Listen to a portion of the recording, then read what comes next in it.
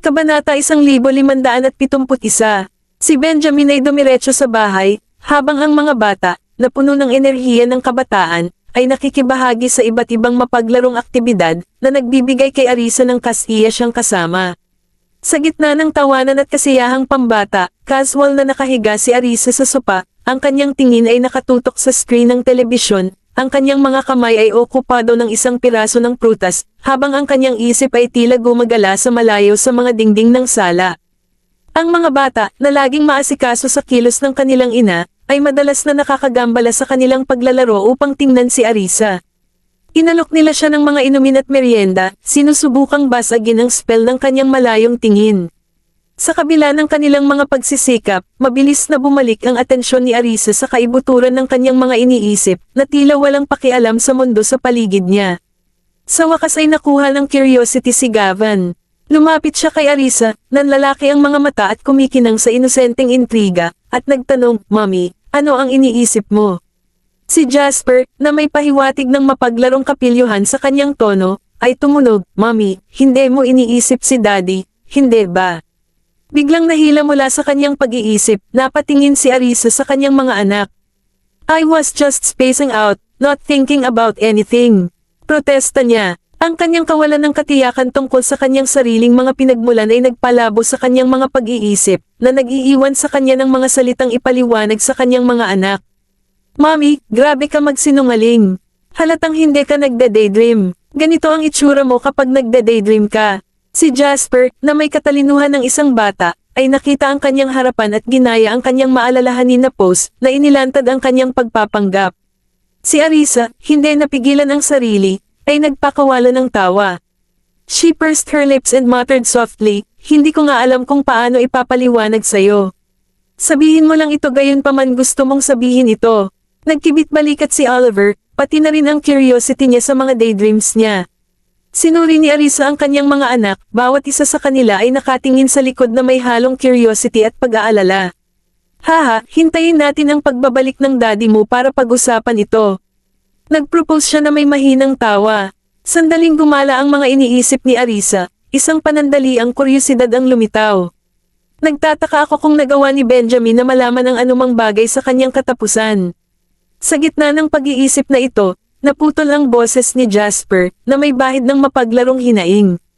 "Ha, Mommy, iniwan mo na talaga kami sa suspense.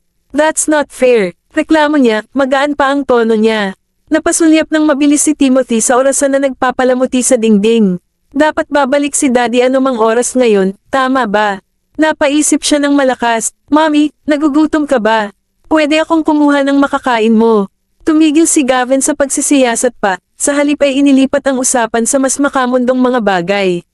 "Hindi ako nagugutom. Nabusog na ako ng prutas. Magpatuloy kayong lahat at magsaya sa iyong oras ng paglalaro." Pagpapalakas ng loob ni Arisa, inaabot ng mga kamay ang remote para ilipat ang telebisyon sa ibang programa. Sa pagmamasid sa muling pagtutok ng kanilang ina sa telebisyon, naramdaman ng mga bata ang isang tunay na pagbabago sa kanyang atensyon. Noon nila pinahintulutan ang kanilang mga sarili na ganap na sumipsip sa kanilang mapaglarong mga pagsusumikap muli. Ang bahay ay umalangaw sa mga tunog ng kanilang mga tawanan at masiglang Saturday, na lumikha ng isang mainit at masayang ambience. Ang homely symphony na ito ay napaka-absorb na ang mahinang ingay ng isang makina sa labas ay nabigong magrehistro. Nang makapasok si Benjamin, sinalubong siya ng kaakit-akit na eksena sa tahanan. Ang kanyang karaniwang mahigpit na kilos ay lamambat ng husto, isang alon ng init na bumabalot sa kanya.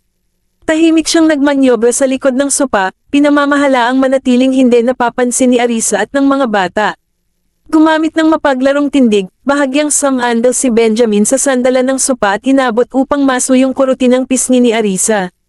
Natigilan, sinundan ng tingin ni Arisa ang kanyang kamay, damapo sa kanyang mga mata na kumikislap ng mapaglarong kislap. "Bumalik ka na," bulalas niya, baka sa boses niya ang pagtataka. "Oo," kinumpirma ni Benjamin, isang bahagyang paitaas na pagkulot ng kanyang manipis na labi na nagpapakita ng kanyang kasiyahan. Ang kanyang titig ay hindi natitinag, ganap na nakatutok sa kanya. "Ano ang pinapanood mo ng husto?"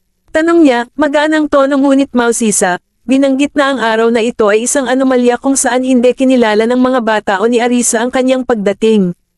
With a light chuckle, ibinasura ni Arisa ang tanong.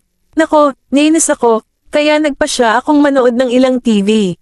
Sa isang mabilis at magiliw na kilos, si Benjamin ay nagtanim ng isang maingat na halik sa kanyang pisngi bago matikas na umupo sa tabi niya.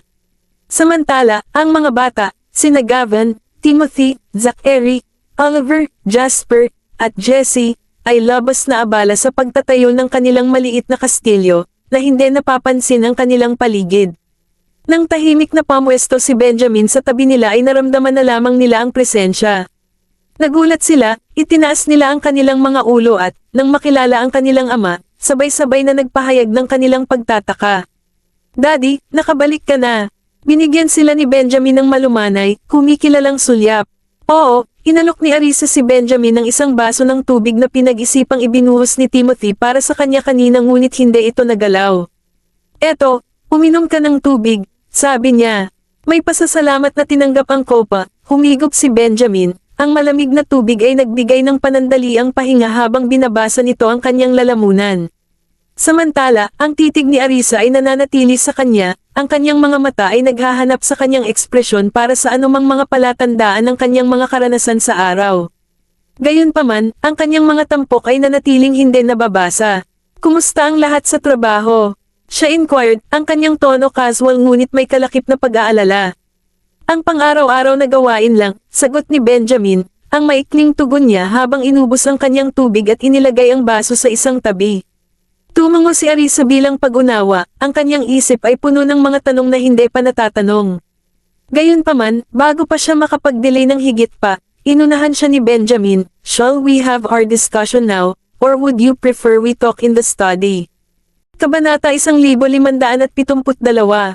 Pwede na tayong mag-usap, giit ni Arisa, matamang nakatutok ang mga mata niya kay Benjamin, hudyat ng pagkaapurahan ng bagay na iyon. Wala siyang pakialam sa posibilidad na marinig ng mga bata ang kanilang usapan. Kinikilala ang kanyang determinadong titig, saglit na sinulyapan ni Benjamin ang mga bata bago nagtanong sa mahinang boses, nasabi mo na ba sa kanila? Bahagyang nakapaut ang tugon ni Arisa, nagtanong na sila tungkol dito, pero wala akong sinabi. Since maya-maya ay malalaman din nila, baka sabihin ko na sa kanila ngayon. Ang mga bata, na may likas na matatalas na tainga, ay maingat na sinusundan ang palitan ng kanilang mga magulang. Sa pagtitipon, si Zachary, na may bakas ng pagkainip, ay hinimok, itigil ang pag-iwas sa paksa at sabihin mo lang sa amin. Ano ang nangyayari? Tiningnan ni Benjamin si Zachary, pagkatapos ay bumaling kay Arisa, kahit si Regan ay hindi alam nito. Hindi naman nagulat si Arisa. Naunawaan niya na kung pinili ng kanyang lolo na huwag ibunyag sa kanya ang isang bagay, malamang na may mga alalahanin ito na baka hindi sinasadyang ibunyag ito ni Regan sa kanya balang araw. Nararamdaman kong hindi siya nagsisinungaling, tila hindi rin sinabi sa kanya ni lolo, ibinahagi ni Benjamin ang piraso ng impormasyong ito kay Arisa, na sadyang hindi inaalis ang mga partikular na detalye tungkol sa kanyang background. Gayunpaman, kapwa nila alam ang pinagbabatayan ng paksa ng kanilang talakayan. Samantala, ang 6 na bata, na nag-eavesdropping, ay natagpuan ang kanilang sarili na tuluyang naliligaw, hindi maunawaan ang konteksto ng pag-uusap. Mommy, what are you talking about? Wala akong maintindihan dito. Ipinahayag ni Jesse ang kanyang pagkalito, bigo sa pagiging mailap ng talakayan. Napansin ni Arisa ang pagtataka sa mga mukha ng kanyang mga anak, marahang kinurot ang ilong ni Jesse at sinimulang linawin, pinag-uusapan natin ang aking tunay na magulang. Ang paghahayag ay nagudyok ng mga nalilitong reaksyon mula sa mga bata. Ang iyong tunay na magulang. Mommy, ibig sabihin hindi ka talaga anak ni Regan. Gavin, mabilis na maunawaan ang mga implikasyon, nagtanong. Tumango si Arisa bilang pagkumpirma. Hindi ako ang kanyang biological na anak. Ang paghahayag na ito ay nagulat sa mga bata, at sa susunod na sandali, sila ay sumambulat sa isang koro ng tagay. Iyan ay hindi kapani-paniwala, kaya, lumalabas na ang scoundrel ay hindi natin lolo. Mommy, huwag kang malungkot. Kung tutusin, magandang balita na hindi mo biological father si Regan.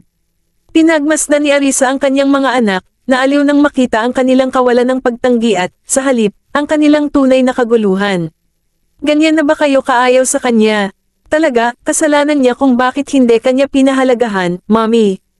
Ang komento ni Oliver ay walang pagmamahal kay Regan. Pagkatapos magsalita, sinulyapan ni Oliver si Arisa, nag-aalalang baka magalit ito. Sa kanyang kaluwagan, tiniyak siya ni Arisa, ang pagkaalam na hindi ko siya tunay na ama ay talagang nagpapagaan sa akin. Naisip niya ang pagbabago ng saloobin ni Regan sa kanya sa mga nakaraang taon. Noong una, sa proteksyon ng kanyang lolo at walang pagtatalo tungkol sa mana, pinakitunguhan siya ni Regan ng mabait. Ngunit pagkatapos ng pagpanaw ng kanyang lolo at ang mana ay naiwan lamang sa kanya, nagbago ang ugali ni Regan, lalo na sa mga taong tulad ni Heather na naglalagablab. Mommy, it's a relief na hindi tayo magkakasama sa bloodline ng hamak na yan. Inalo ni Zachary si Arisa, kitang-kita ang kanyang kaligayahan. Natawa si Arisa, na pagtantong wala talagang pagmamahal ang mga bata kay Regan. Sweethearts, may isa pa akong balita para sa iyo. Anunsyo niya, isang misteryosong ngiti sa kanyang mukha nang makuha niya ang atensyon ng mga bata. Sina Gavin, Timothy, Zachary, Oliver, Jasper, at Jessie ay sabik na yamakap sa kanya. Nadatnan ni Benjamin, na nakaupo sa tabi ni Arisa, ang kanyang sarili na marahang itinabi ng mga nasa sabik na bata. Ano po, Mommy? Sinalubong ni Arisa ang curious nilang mga mata at nakangiting isiniwalat, hindi rin ako anak ni Beatrice. Nanlaki ang mga mata ng mga bata sa gulat, at sabay-sabay silang napasigaw, ang galing. Si Michael ay hindi natin tiyuhin. Naantig si Arisa sa kanilang kakaibang pagpapahayag ng kagalakan, na napunit sa pagitan ng pagtawa at pagluha. Maging si Benjamin, na kadalasang mas reserved, ay hindi maiwasang matuwa sa sitwasyon. Kabanata 1573. Kung sino man ang maglalakas loob na magmaltrato muli kay Mommy sa hinaharap, hindi sila makakatanggap ng anumang pagpapaubaya mula sa amin, deklara ni Gavin, ang kanyang maliliit na kilay ay kumunot sa determinasyon. Si Jasper naman ay mas malinaw na nagpahayag ng kanyang paghamak. Hindi man lang nila dinala si Mommy sa mundong ito, pero mayroon silang lakas ng loob na humingi ng tulong sa kanya. Walang hangganan ang kanilang kawalang hiyaan. Panunuyan niyang sabi, napakalakas ng kanyang emosyon na niluwapan niya para idiin ang kanyang paghamak. Nagtataka tungkol sa timeline ng mga paghahayag na ito, lumingon si Zachary kay Arisa na may matanong na tingin. Mommy, kailan mo ba talaga natuklasan ang lahat ng ito? Tanong niya. Magiliw na sinulyapan ni Arisa ang kanyang mga anak bago ipaliwanag, pinagsasama-sama ito ni Daddy nitong mga nakaraang araw. Nalipat ang tingin ni Zachary kay Benjamin, nagniningning ang mga mata nito na may halong curiosity at paghanga. Mr. Graham, bakit mo sinimulan ang pagtatanong sa lahat ng mga bagay na ito? Tanong niya, sabik na maunawaan ang mga motibasyon ni Benjamin. Bumaba ang tingin ni Benjamin sa maliit, ang kanyang boses ay banayad ngunit maalab. Napansin ko na ang paraan ng pakikitungo nila sa mommy mo ay naiiba, na nag-udyok sa akin na mag-imbestiga pa, paliwanag niya. Tumango si Zachary. Pinoproseso pa rin ng kanyang murang isip ang bagong impormasyong ito, kitang-kita ang kanyang paggalang kay Benjamin. Kung gayon, sino ang iyong tunay na mga magulang, Mommy? Tanong ni Timothy, nababanaag sa boses niya ang kuryosidad ng lahat ng bata. Napabuntong hininga si Arisa, baka sa boses niya ang lungkot. Kahit ako hindi ko alam, she admitted. Ipinaliwanag ni Benjamin ang sitwasyon. Ngayon, nakipagkita ako kay Regan para pag-usapan ito, pero ang ikinagulat ko, wala rin siyang impormasyon, sabi niya sa mga bata. Naghinala siya na komplikado ang tunay na pagkatao ni Arisa, marahil ay sadyang ikinubli ni Dominic. Si Oliver, na palaging nag-aalinlangan sa mga bata, ay kumunat ang noo sa pagdududa. Hindi ba talaga alam ni Regan, o pinipigilan lang niya ang katotohanan? Tanong niya, nag-iingat sa katapatan ni Regan. Tiniyak siya ni Benjamin, parang hindi niya talaga alam. Pagkatapos ay sinulyapan niya si Arisa, at sinabing, ibinalik ka ni Old Mr. York. Dahil sa sensitivity ng iyong pagkakakilanlan, malamang na inilihim niya sa lahat ang background mo. Paulit-ulit na tinanong ni Regan ang kanyang ama tungkol sa pinagmulan mo, ngunit hindi siya nakatanggap ng malinaw na sagot. Nag-isip pa siya na maaaring ikaw ang biyolohikal na anak ni Old Mr. York. Hindi napigilan ni Arisa na mag-react sa walang katotohanang ideyang ito na may bahagyang pagkibot ng kanyang bibig. Si Regan lang ang maglalakas loob na mag-isip ng kakaiba. Naniwala ba talaga siya na si Lolo ang tipong nakikisali sa mga gawaing tulad niya? Ang mga bata na nagbabahagi ng kapwa disdain para kay Regan ay nagpahayag ng kanilang pag-aalinlangan. Seryoso ba ang iniisip niya na magiging katulad niya ang lolo? Iginala ni Arisa ang kanyang mga mata, inalis ang ideya. It's highly unlikely. Kung ako ang anak ni Lolo Dominic, hindi ba niya sasabihin sa akin?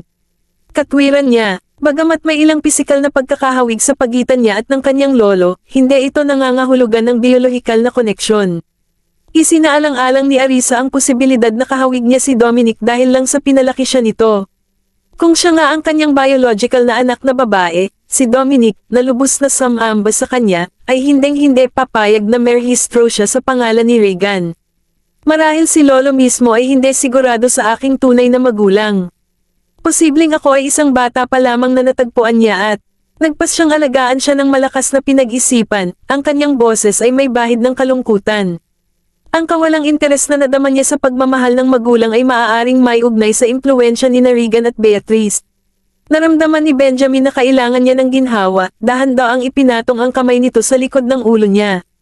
Huwag na tayong magdesisyon pa. Wala pa tayong nakitang konkretong impormasyon na pinayuhan niya, na naghihikayat sa kanya na manatiling umaasa.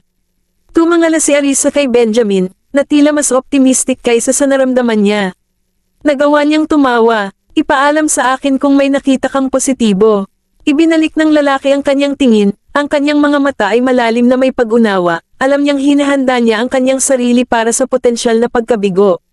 Okay, tumango siya bilang pagsang-ayon. Let's go it. Edwin and Lolo should have everything now.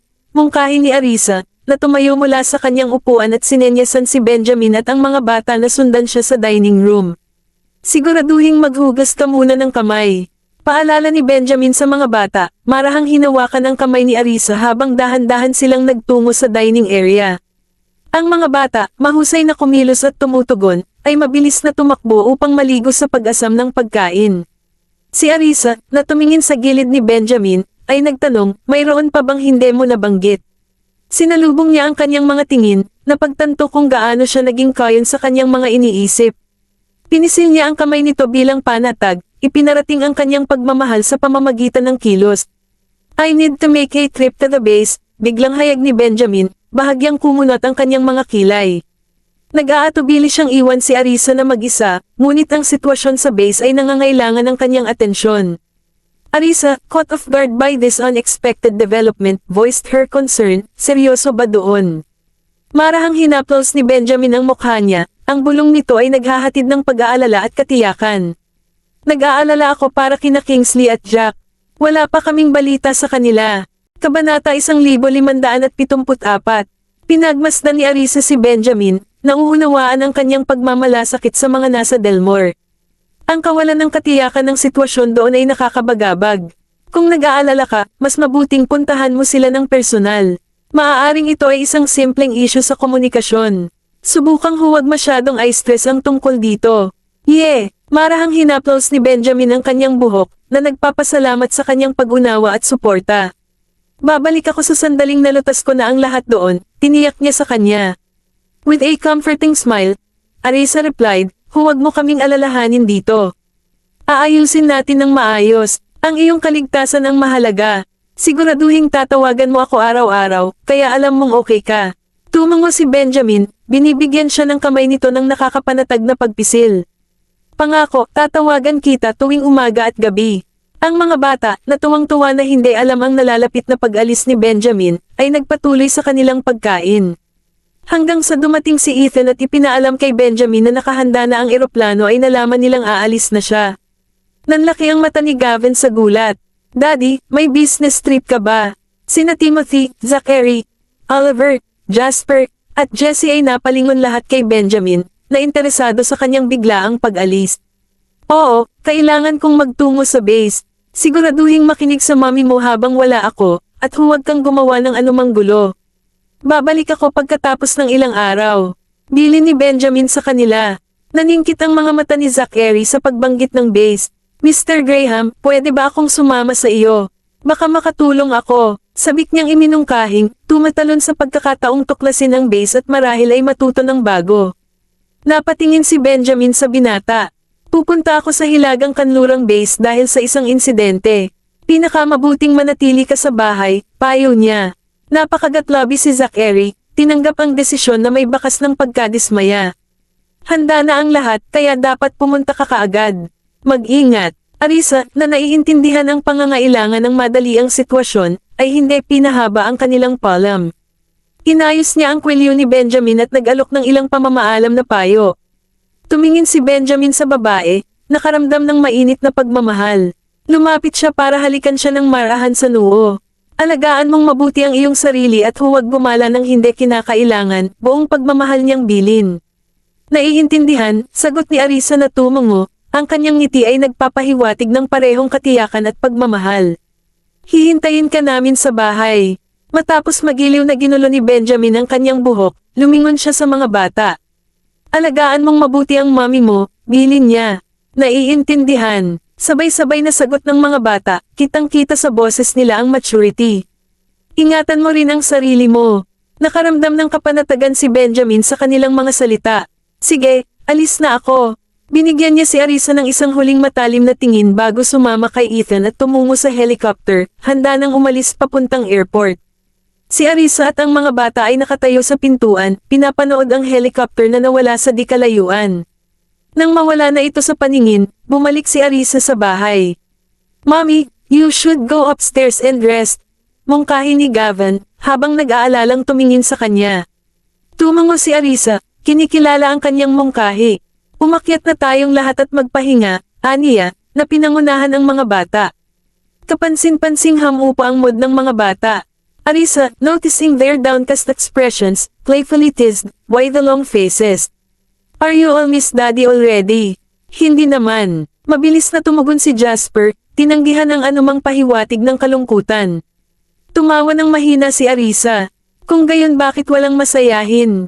Iniwasan ng mga bata ang kanyang tingin, ni hindi umamin sa kanilang nararamdaman o nang ahas na kontrahin siya. Sumasayaw sa saya ang mga mata ni Arisa habang pinagmamasdan ang mga ekspresyon nito. Alam niya na kung makikita ni Benjamin ang kanilang mga mukha, maaantig siya. With a thoughtful smile, she took her phone and captured a photo of the children's expressions. Ipinadala niya ang mga larawan kay Benjamin, alam niyang makikita niya ang mga ito kapag nakarating na siya sa airport. Ang mga imahe ay tiyak na magdudulot ng ngiti sa kanyang mukha, kahit nasa gitna ng kanyang abalang pag-alis. Kabanata 1575. Si Timothy, na laging nagbabantay at nagmamalasakit, ay nanatiling malapit kay Arisa. Nang mapansin ang paminsan-minsang mga sulyap nito sa mga bata, malumanay siyang nagbabala, Mommy, watch your step. Got it? Arisa acknowledged his concern with a warm smile, cautious making her way up the stairs. She observed the children following behind her, forming a neat line as they entered the house. Paglingon sa kanila, magiliw siyang nagtanong, gusto mo bang umidlip kasama ako?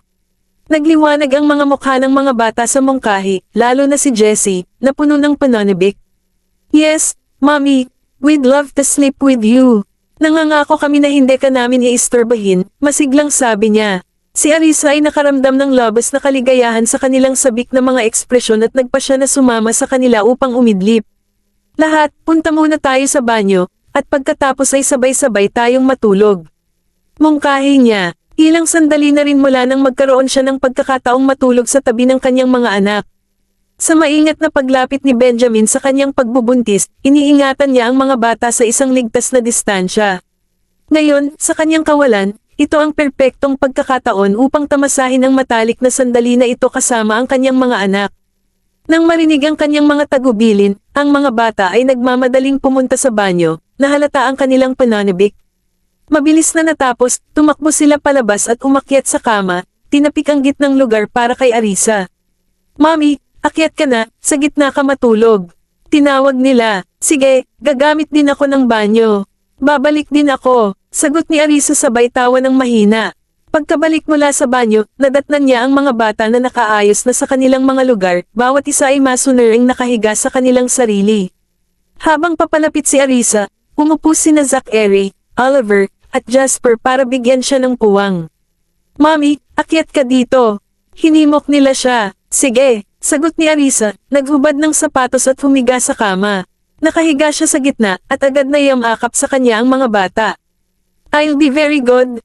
Mommy, saad ni Jessie na kumapit sa braso ni Arisa, habang si Gavin at Timothy naman ay medyo malayo. Humalaklak si Arisa, maso yung pinisil ang ilong ni Jessie bago iniabot ang kanyang mga braso para yakapin ang magkapatid. Basta walang sipa o suntok habang natutulog, ayos lang ako. Don't worry too much, she reassured them. Si Jasper, na mukhang nag-aalala, ay napatingin kay Jessie.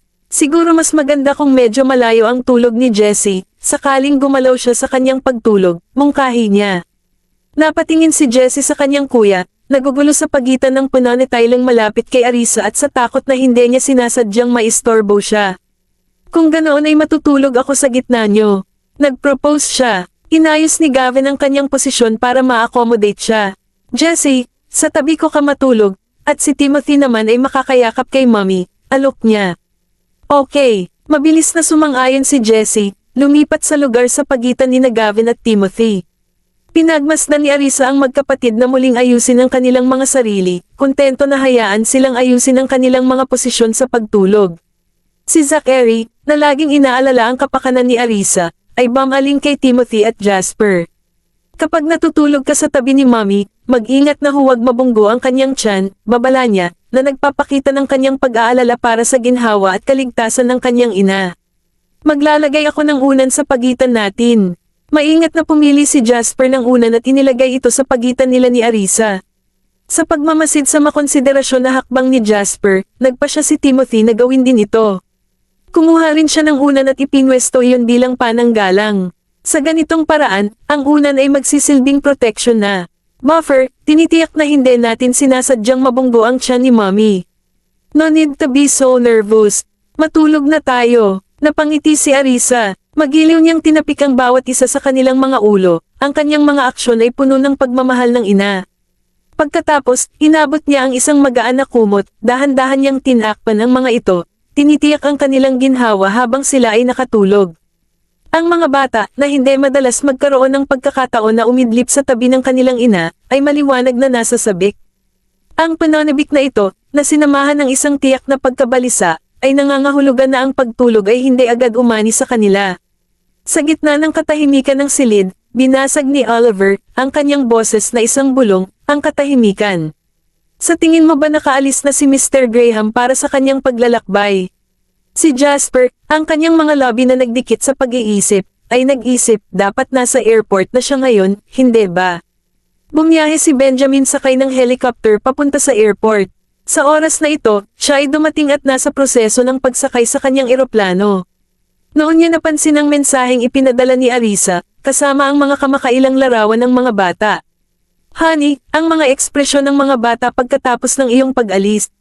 Lahat sila ay tila nag-aalangan at medyo nalungkot na makita kang umalis para sa iyong business trip. Nagdudulot ba ng ngiti sa iyong mukha ang pag-alam nito, Mr. Graham? Nang makita ang malungkot na ekspresyon ng mga bata na nakunan sa mga larawan at nabasa ang mga salita ni Arisa, isang banayad ng ngiti ang nagsimulang sumilay sa mukha ni Benjamin. Mabilis siyang nagpadala ng mensahe bilang tugon. Kabanata 1576. Amo, talaga, mahal, hintayin mo ang aking pagbabalik sa bahay, huwag kang gumala. Habang umaalingaw-ngaw ang kakaibang chime ng isang text message, lumukso ang puso ni Arisa sa pag-asam, sa pag-aakalang maaaring tugon iyon ni Benjamin. Mabilis niyang inabot ang phone niya. Bago pa man makita ng kanyang mga mata ang nilalaman ng mensahe, namulat na siya sa matinding titig ng kanyang mga anak sa kanya. Trying to mask her discomfort, she chuckled awkwardly, "Why are you all staring at me? It's time for your nap, go to bed." Ang grupo ng 6 na kabataan, na nagmamasid sa mahiyain na reaksyon ni Arisa, ay hindi napigilan ang kanilang mga muffled giggles. "Mommy, message ba yan ni Daddy?" Tanong ni Gavin, ang kanyang mukha ay nagliliwanag sa isang maningning na ngiti, ang kanyang mga mata ay kumikinang sa matalas na talas ng isip. Isang mabilis na sulyap ang binato ni Arisa kay Gavin at sinadyang walang pakialam, "Hindi, text lang ng kaibigan ko." Gayunpaman, ang mga bata ay nanatiling may pag-aalinlangan, na nangangatuwiran na si Arisa ay hindi magpapakita ng gayong kahihiyan kung ang mensahe ay mula lamang sa isang kaibigan. Si Jasper, na laging curious, ay iniangat ang kanyang leeg upang silipin ang telepono, ngunit si Arisa, na naramdaman ang kanyang layunin, ay itinaas ang kanyang telepono mula sa kanyang paningin, mariing iginiit, oras na para matulog, wala nang mga tanong. "Wala na itong pakialam sa iyo." Nilabas ni Jasper ang dila niya kay Arisa bilang pagbibiro. "Mommy, hindi ka naman patagang nanliligaw, di ba? Kakaalis lang ni Mr. Graham, andito ka, nakikipag-usap sa ibang lalaki." Imagine how heartbroken he'd be if he found out.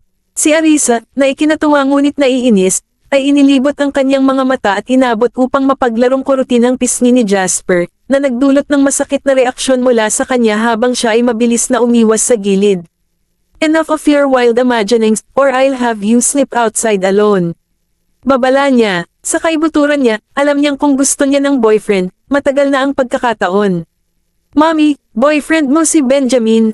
Right, panunokso ni Zachary na may pilyong kislap sa mga mata at mapaglarong ngisi. Napatingin si Arisa sa direksyon niya, may bahid ng paninindigan ang boses niya, at paano kung siya nga.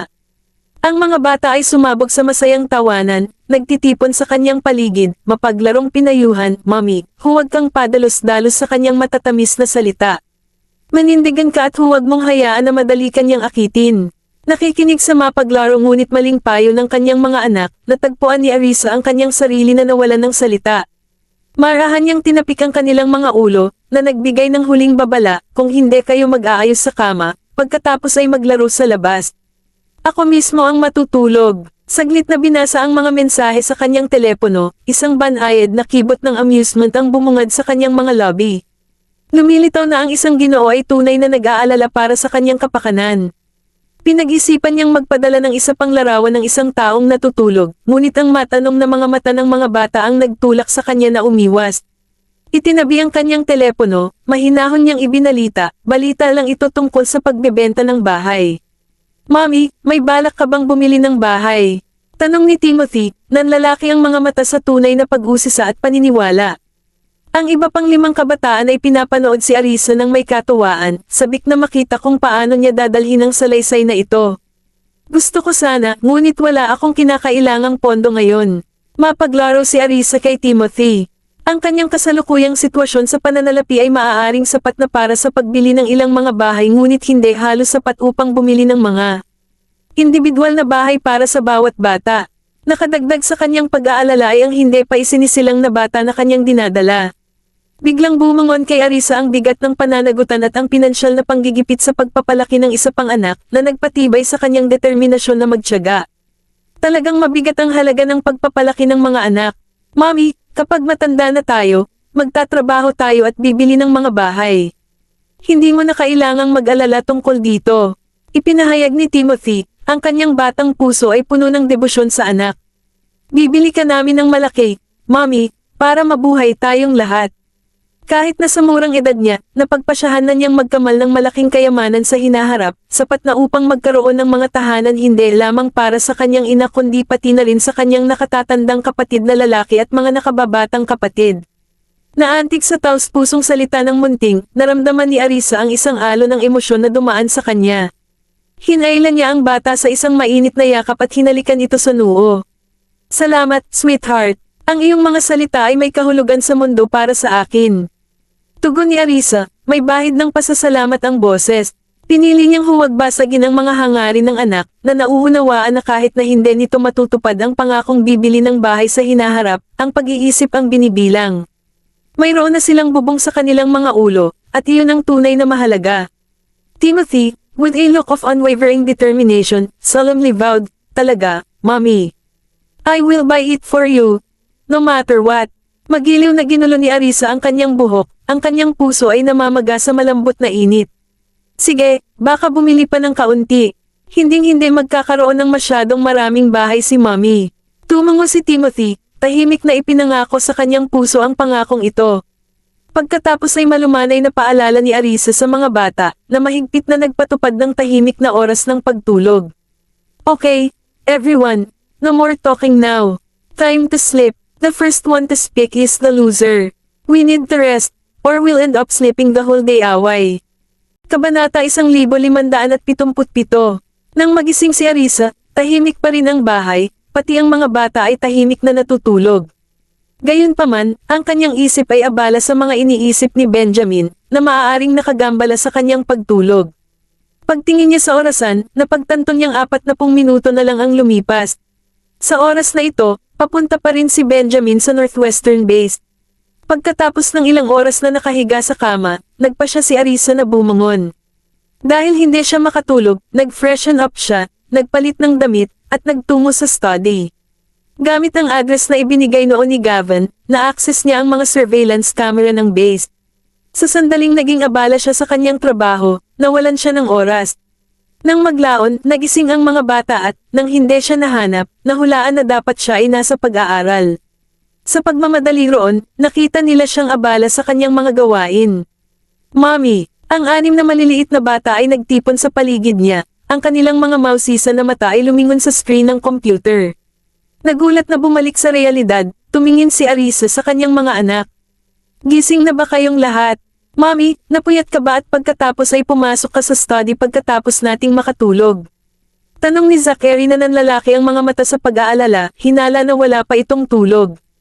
Gavin, Timothy, Oliver, Jasper, at Jessie lahat ay tumingin sa kanya na may katulad na pag-aalala at pag-usisa. Bahagyang tumawa si Arisa, pilit na pinapakalma ang kanilang pag-aalala. Hindi ako makatulog, kaya pumunta ako dito pagkatapos ng higit sa kalahating oras. Ipinahayag ng mga bata ang kanilang pagkamangha. Mommy, ilang oras ka na dito ha? Halos gabi na, manam. Nang mapagtantong mahigit 2 oras na siyang naabsorb, nag-inat si Arisa, naramdaman ang paninigas ng kanyang katawan. Naghanda na ba si Edwin ng hapunan?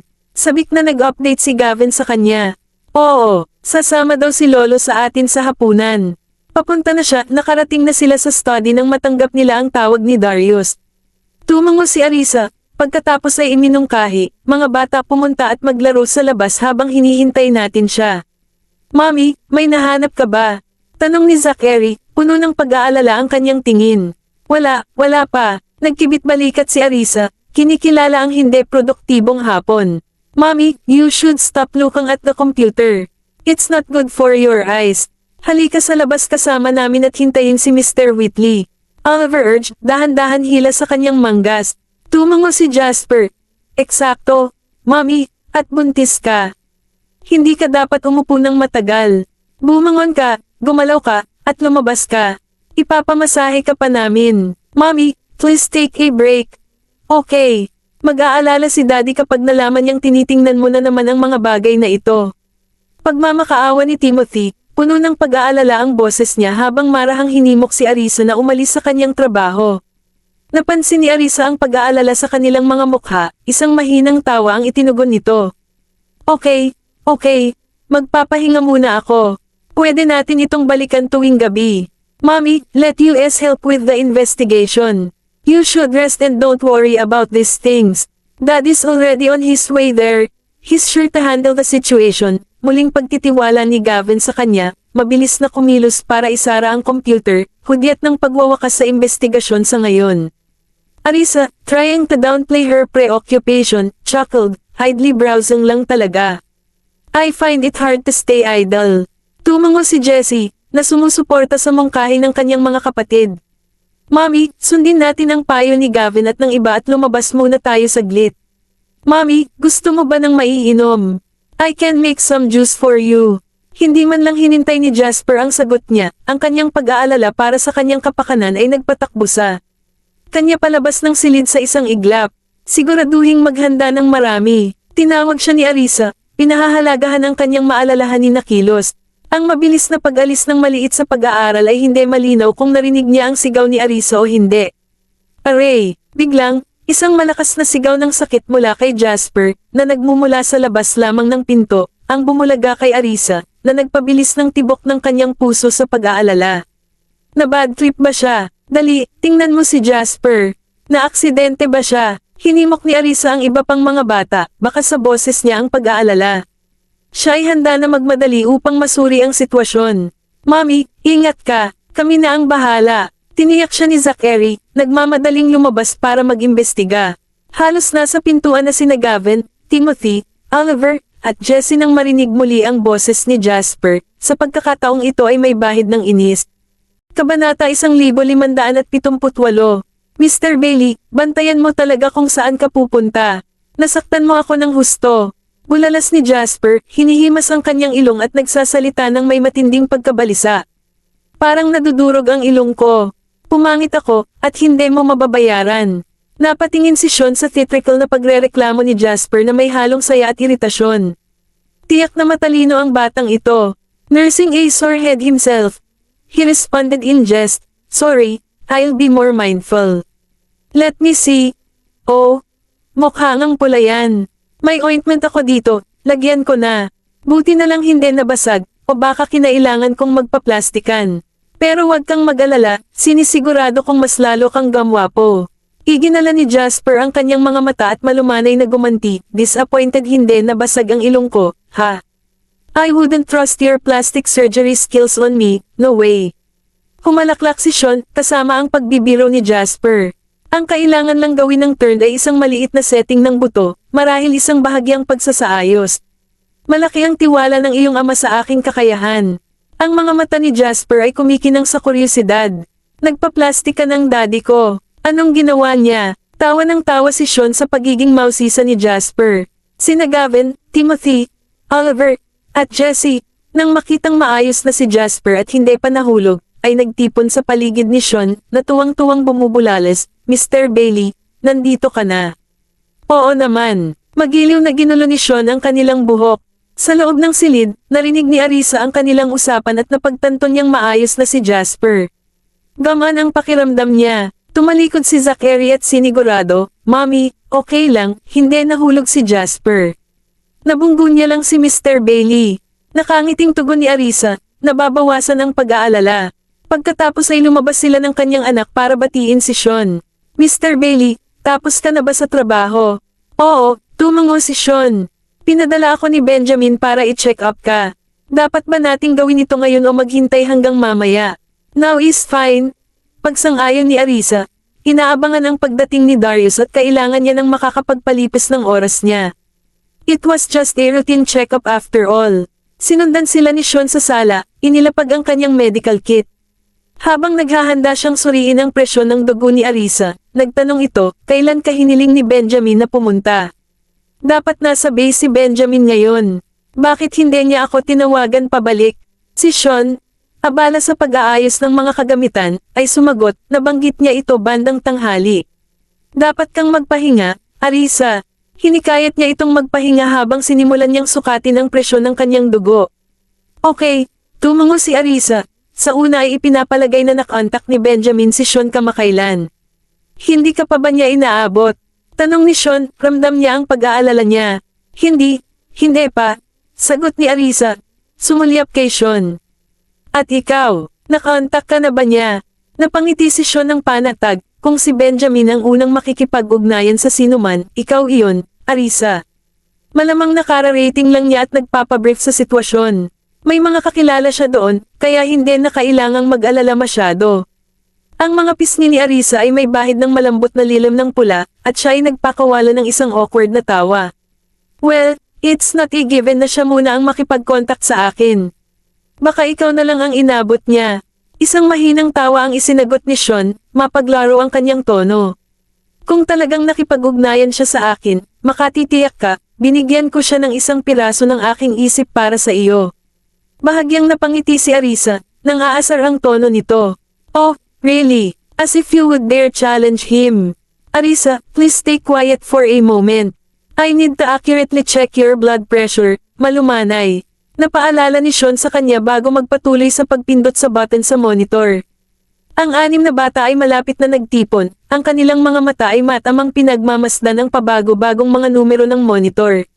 Si Jesse, ang kanyang tingin na kumikislap sa pagitan ng screen at Sean, ay nagtanong, Mr. Bailey, normal ba ang presyon ng dugo ni Mommy? Sandali lang, everyone. Patience, payo ni Sean, senyales na maghintay sila ng resulta. Sa mismong sandaling iyon, ang kakaibang tunog ng makina ng sasakyan ay umuugong mula sa labas ng bahay. Agad na lumiwanag ang mukha ni Jasper. Nandito si Lolo. Napalingon si Arisa sa pintuan, ang tunog na nagpapahiwatig ng malamang pagdating ni Darius. Iyan ay medyo mabilis, hindi ba? Bilisan mo, batiin mo ang lolo mo. Pinasiglan niya ang mga bata dahil kailangan pa niyang tapusin ang kanyang medical check-up. Mr. Bailey, okay ba ang blood pressure ng mommy ko? Nag-aalalang tanong ni Gavin na nakatitig kay Sean. Kabanata 1579. Ito ay ganap na normal. Nakangiting paniniguro ni Sean pagkatapos suriin ang mga nabasa. Ngayon, dapat kayong lahat ay pumunta at tanggapin ang inyong lolo. Tuwang-tuwa, ang 6 na bata ay nagmamadaling lumabas upang salubungin ang kanilang lolo, naiwan si Arisa upang magpatuloy sa kanyang pagsusuri sa kalusugan. Hindi nagtagal, ang masasayang tunog ng tawa ng mga bata ay naghalo sa boses ni Darius habang papalapit sila. Si Darius, nang makita si Arisa na sumasailalim sa isang check-up, ipinahayag ang kanyang pag-aalala kay Sean. Kamusta na kaya si Arisa? Stable na ba ang kalusugan niya? Ang kanyang presyon ng dugo ay normal, walang mga pagbabago na dapat ipag-alala, sabi ni Sean kay Darius habang nagpapatuloy siya sa pagsusuri ni Arisa. Ang mga resulta ng karagdagang pagsusuri ay hindi pa matukoy. Si Darius, kasama ang mga kabataan, ay nagtipon sa paligid, pinananatili ang isang magalang na katahimikan. Dad, please have a seat over here. Iniaya ni Arisa sa nakatatandang Ginoo, na sumenyas patungo sa sopa habang inaakay ng mga bata ang kanilang lolo upang maupo. Lolo, upo tayo dito at maghintay. Hindi natin dapat istorbohin si Mr. Bailey habang nagsasagawa siya ng check-up ni Mommy, iginiya ni Gavin ang lolo sa upuan, kasama si Timothy sa kabilang side. Oo naman, masiglang pagsang-ayon ni Darius, na dinala ang mga bata sa tapat ng sopa para hintayin ang pagtatapos ng pagsusuri ni Arisa. Sa pagmamasid sa kanilang nag-aalalang mga tingin, isinagawa ni Sean ang mga medikal na pagsusuri ng may masusing atensyon na tinitiyak na walang detalyeng napapansin. Lahat ng mga nabasa ay normal, walang nakitang abnormalidad. Arisa, mahalagang mapanatili ang isang positibong pag-iisip, kumain ng maayos, at makakuha ng sapat na pahinga. Ang iyong kalusugan ay nasa mabuting kalagayan. Bahagyang ngumiti ang mga labi ni Arisa. Ang mga tagubilin ba na ito ay mula kay Benjamin, o ang iyong sariling payo? Sinalubong siya ni Sean ng tingin, seryoso ang ekspresyon nito. Ang payo na ito ay puro mula sa pananaw ng isang doktor, hindi ipinadala ni Benjamin. Tumango si Arisa, tinanggap ang kanyang paglilinaw ng may ngiti, na nagpasya na huwag ng pag-isipan pa ang bagay na iyon. That's great to hear. Nakangising sabi ni Darius, nag-aalok ng kanyang payo kay Arisa.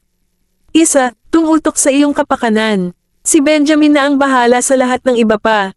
Ang pinakamahusay na suporta na maibibigay mo sa kanya ay ang manatiling malusog. Naiintindihan ko po, tatay, sagot ni Arisa, na nakangiting nakakapanatag upang maibsan ang pag-aalala ng matanda. Pagkatapos ay nagtanong si Darius tungkol sa komunikasyon ni Benjamin. Nakatawag na ba si Benjamin sa bahay? Sisigat na sana si Arisa nang sa tingin niya ay narinig niyang tumunog ang kanyang cellphone mula sa study. Hindi siya tumatawag, panimula niya, ngunit naputol ito ng tunog. Nagriring ang phone ni Mommy. Bulalas ni Timothy, nagniningning ang mga mata. Kukunin ko, si Jasper ay tumatakbo na patungo sa study, mabilis na parang liebre. Hindi napigilan ng pamilya ang matawa sa kanyang kasiglahan. Mag-ingat ka. Tawag ni Arisa na inaalala ang nangyari sa kanya noon. Sinabi ni Mommy na magdahan-dahan ka. Huwag kang magmadali at mauwi sa isa pang aksidente. Tawag ni Oliver kay Jasper, na tumango naman, bahagyang bumagal ang takbo niya sa pagkakataong ito. Alam ko, sabi ni Jasper. Si Darius, na curious tungkol sa kaguluhan kamakailan, ay nakakatuwang nagtanong, ano ba talaga ang nangyari sa kanya ngayon? Si Zachary, sabik na punan ang kanyang lolo, ay nagpaliwanag, napakabilis ni Jasper sa labas ng pag-aaral kaya nabangga niya si Mr. Bailey. Akala namin lahat ay natamba siya. Hindi napigilan ng matanda na matawa sa imahe. Napakasiglang bata, nakapagtataka kung paano niya napapanatili ang sarili niyang patayo. Sumama naman si Arisa na may kasamang tawa, paghahanap ng katatawanan sa sitwasyon. Ang boses ni Jasper, na puno ng pananabik, ay umalangaw mula sa pag-aaral, Mommy, pinapatawag ka ni Daddy. Ilang sandali pa, masiglang lumabas ang kanyang figure mula sa pintuan. Nai-imagine ni Sean ang reaksyon ni Benjamin, na may halong pagtataka, kung narinig ng daddy mo na tinatawag mo siya ng ganoon, matutuwa siya.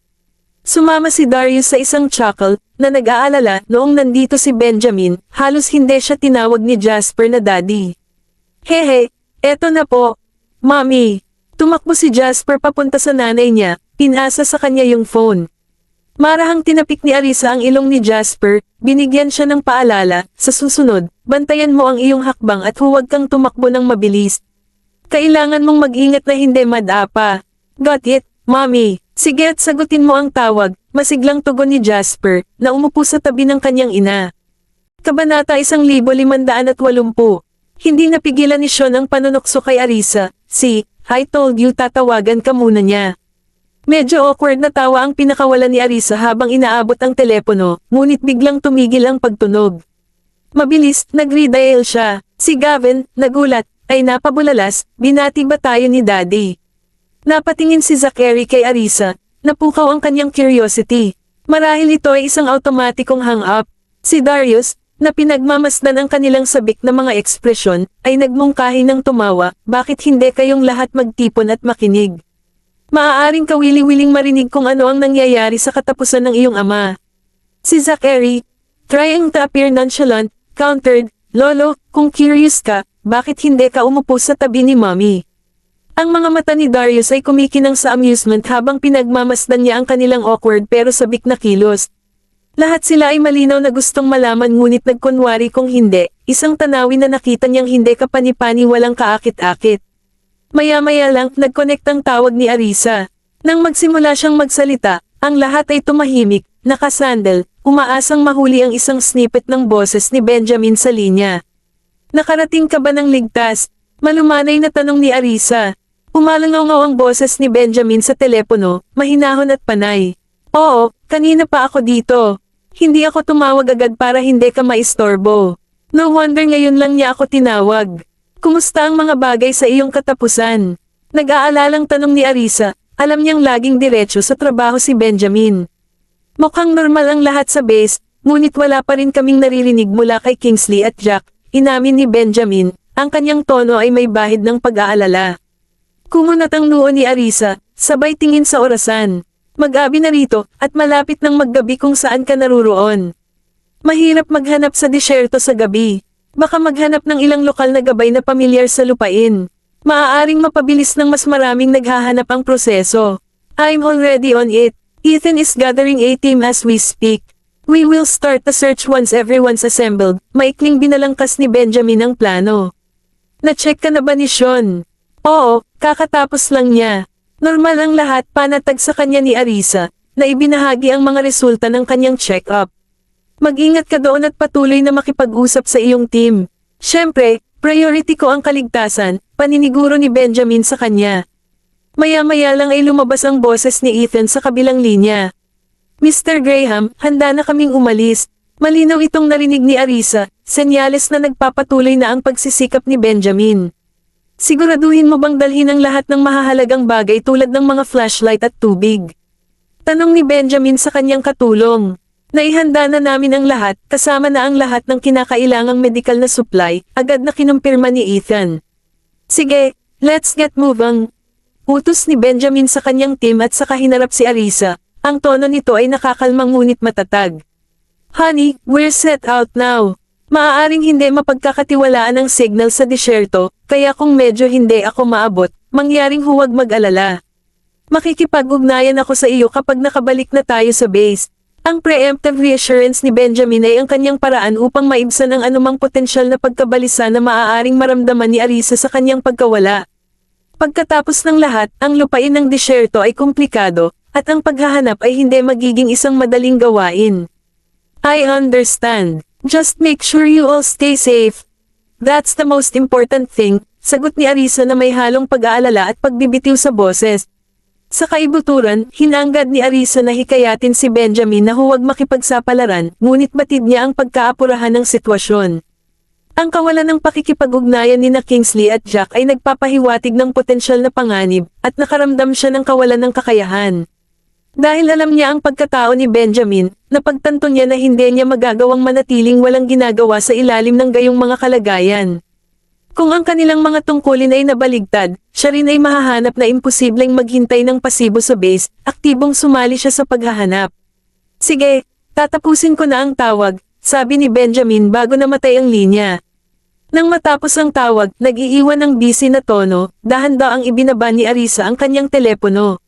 Si Sean, nasabik na sumama sa paghahanap ngunit napigilan ng pag-aalala ni Benjamin para sa kapakanan ni Arisa, ay nagtanong, ano ang sitwasyon doon? Any news? Ibinalita lang sa akin ni Benjamin na hindi pa rin sila nakakakontak ni na Kingsley at Jack, he's leading a team to search for them now, Arisa revealed, her tone tied with worry, for Kingsley and Jack had yet to be found.